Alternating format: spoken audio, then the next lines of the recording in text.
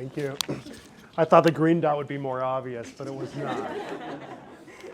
My name is Paul Angelone. I'm a special advisor with the U.S. Environmental Protection Agency, and one of the roles that I really do is I focus on how do you leverage the bipartisan infrastructure law, as well as the Inflation Reduction Act and others, to actually implement a lot of the types of things that are being discussed today, and how do you finance and fund those types of programs in different ways that we're thinking about leveraging these historic levels of funding coming from the federal government at this point in time. So. All right.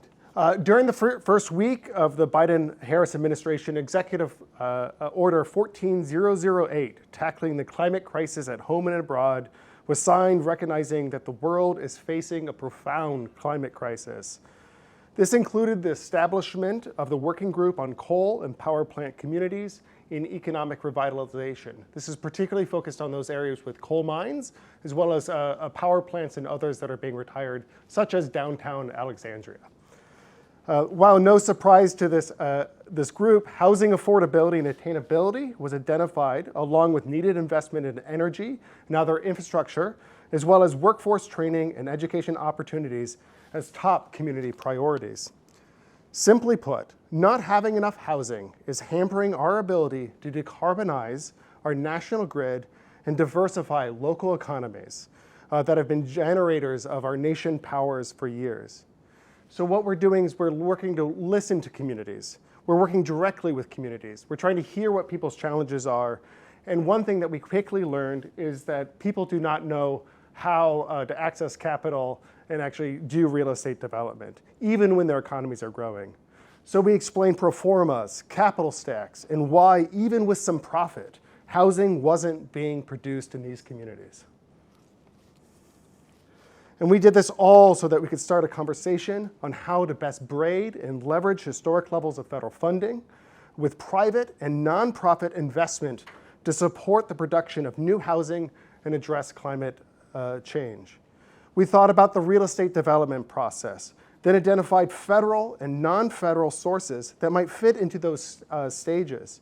Key focuses included increasing energy efficiency, renewable energy production, climate resilience, and creating walkable neighborhoods within close proximity to commercial corridors and main streets. But most importantly, this needs to be done in partnership with the folks in this room and the growing green building industry.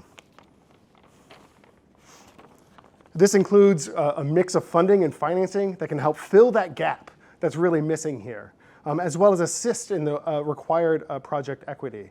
I really want to draw you to a few US EPA programs that really are forward-thinking. These include the $14 billion National Clean Energy Investment Fund, the $6 billion Clean Communities Investment Accelerator, and the $7 billion Solar for All that's actually modeled after Washington, D.C.'s community solar program. Once awarded, these will be critical tools to finance green building through tech-neutral solutions around energy production and storage, net zero buildings, and zero emission transportation.